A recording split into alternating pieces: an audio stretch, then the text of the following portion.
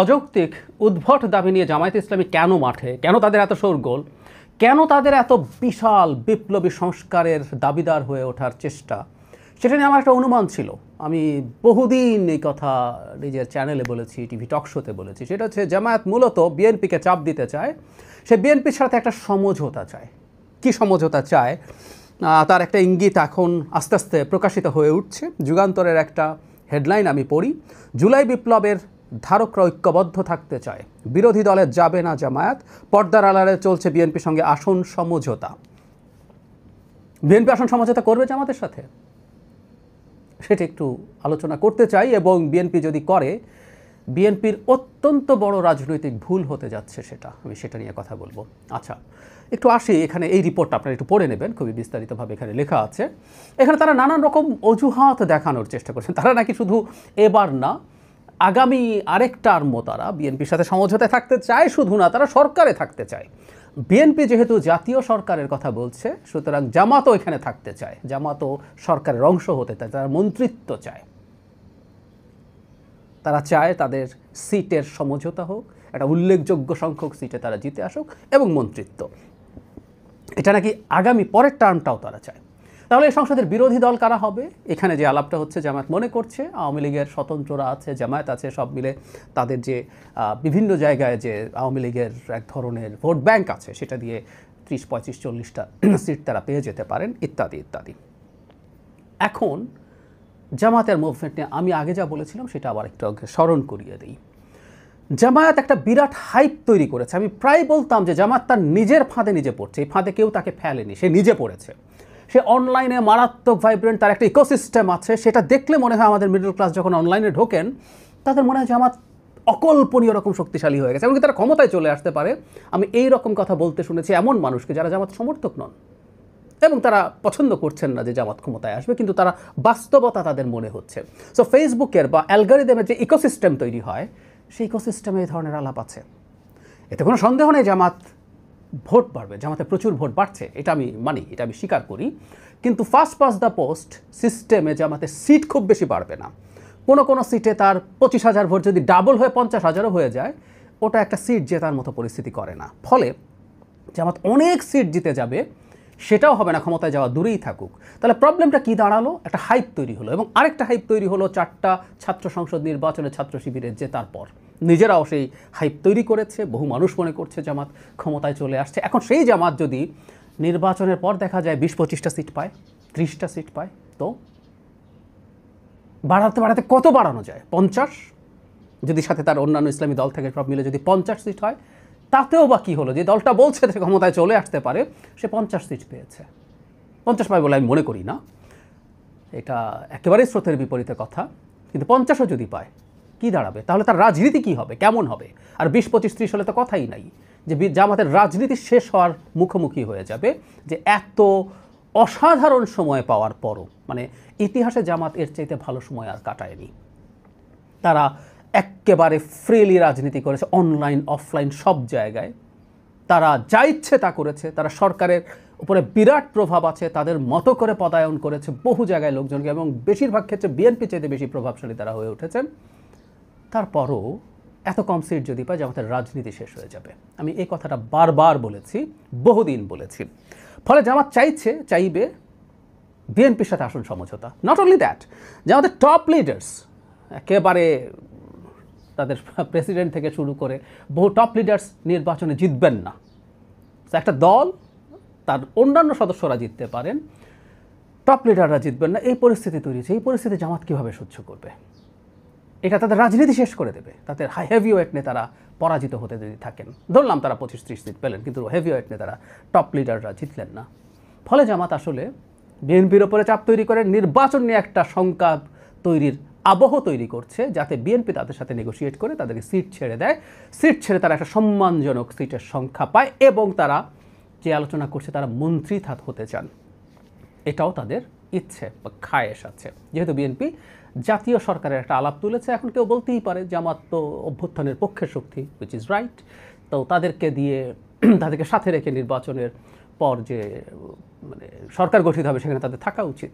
জামাতের কৌশল আমি ধারণা করতে পারি, তারা মন্ত্রিত্ব নেবেন, যদি পান তারা সেখানে দেখানোর চেষ্টা করবেন আগেও দুজন মন্ত্রী ছিল তাদের, তখন তাদের এখন সোশ্যাল মিডিয়ার ইকোসিস্টেম আছে, তারা বিএনপি সরকারের মধ্যে একটা সরকার দেখানোর চেষ্টা করবেন যে এটা জামাত এবং এরা এই করছে ওই করছে, এই করছে না ওই করছে না, তারা এত অস্বচ্ছ, এত দুর্নীতিমুক্ত ইত্যাদি ইত্যাদি। এই ন্যারেটিভ সরকারে বসে বসে, বিএনপির সরকারে বসে বসে তারা তৈরি করবেন, এটাই তাদের খায়েশ। ইনফ্যাক্ট বিএনপি এই ফাঁদে পা দেওয়া উচিত হবে কিনা, একটা ফাঁদ বলছি সত্যিকার অর্থেই। বাংলাদেশের সামনের রাজনীতিতে আমি মনে করি বিএনপির ইউএসপি যেটা হওয়া উচিত, বিএনপির মধ্যপন্থী রাজনীতি করা দরকার। মানে কেউ কেউ মধ্যপন্থী রাজনীতি করা বলতে ওই আওয়ামী লীগ হয়ে যাবে, যে না, বিএনপির আগের যে রাজনীতিটা ছিল ঠিক সেই রাজনীতিটাই করা উচিত হবে।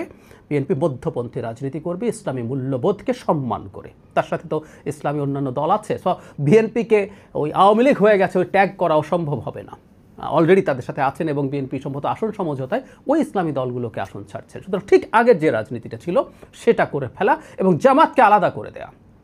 জামাতের সাথে অন্য ইসলামী দলও যুক্ত হয়ে যারা বাংলাদেশে মানে মোটামুটি শক্তিশালী, দুটো দল অন্তত তাদের সিগনিফিক্যান্ট নাম্বার অফ ভোটার্স আছে, জামাত আছে, ইসলামী আন্দোলন আছে, সাথে আরও কয়েকটা ইসলামী দল আছে, সব মিলে যদি তাদের ভোট ব্যাংকটা কেমন, কী পরিমাণ মানুষ এই ধরনের শাসন ব্যবস্থা চায়, সেই জিনিসগুলো বিএনপির বোঝা উচিত। এবং বিএনপির বিপরীতে একটা ডানপন্থী জোট যদি থাকে সেটা বিএনপির মধ্যপন্থী রাজনীতিকে রিলেভেন্ট করে তুলবে।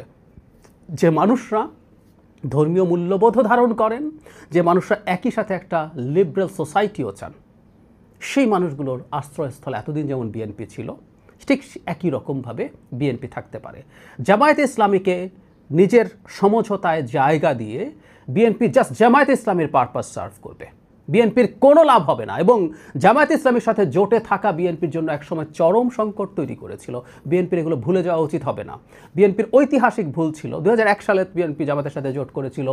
আমরা জানি যে ওই 1996 সালের একটা হিসেব ছিল যে 100-র মতো সিটে জয় পরাজয় নির্ধারিত হয়েছে খুব অল্প ভোটে, সো জামাতের সাথে জোট করলে জিতে যাওয়া যাবে। নাজিম কামরান চৌধুরীর একটা অ্যানালিসিস ছিল, তো সেটা করলো। কিন্তু এর পরবর্তীতে বিএনপি যে 1/11-র বাস্তবতা, সেই বাস্তবতা 9/11 বাস্তবতা, সন্ত্রাসের বিরুদ্ধে যুদ্ধ সো-কল্ড, এটার বাস্তবতা বুঝতে না পেরে জামাতকে ধরে রাখলো, তাতে বিএনপির ক্ষতি ছাড়া লাভ কিছু হয় নাই।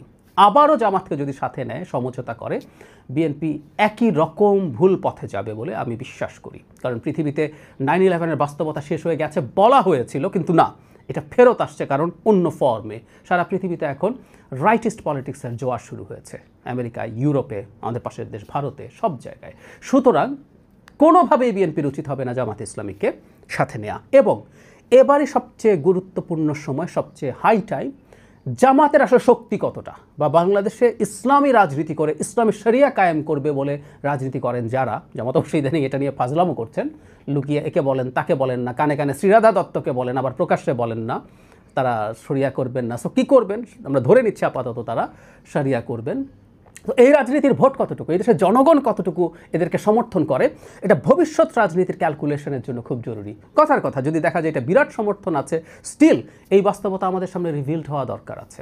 সুতরাং কোনোভাবেই বিএনপির উচিত হবে না জামাতকে আসন সমঝোতায় আনা, জামাতকে বিরোধী দলে রাখার চেষ্টা করা।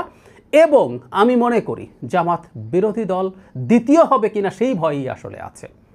জাতীয় পার্টি যদি নির্বাচন করতে পারে বাধাহীনভাবে, লাঙ্গলে যদি আওয়ামী লীগের লোকজন ঢুকে নির্বাচন করে, আমি জানি না এটা হবে কি না, কিন্তু কোনো ফর্মে আওয়ামী লীগও এই নির্বাচনে যদি চলে আসে, জামাতের অবস্থা খুবই খারাপ হবে। জামাত এই ভয়টাই পাচ্ছে বলে আমি সিরিয়াসলি বিশ্বাস করি যে জামাত 3-4-এ চলে যায় কিনা। এই 3-এ তো চলে যেতেই পারে যদি আওয়ামী লীগ, এবং সেটা আওয়ামী লীগ যদি জাতীয় পার্টিতে গিয়ে নির্বাচন করে, অথবা আওয়ামী লীগ যদি নিজের জায়গা থেকে, নিজের কোনো ফর্মে আওয়ামী লীগ যদি একটা কোনো ভিন্ন নামে, ভিন্ন রকমে ফেরত আসতে পারে, তাহলে জামাত তৃতীয় হয়ে যাবে, দ্বিতীয় হতে পারবে না। সো ক্ষমতায় যাওয়া দূরে থাকবে, এটা দল তৃতীয় হতে পারে, এই পরিস্থিতি তৈরির মুখোমুখি হয়ে তারা আছেন।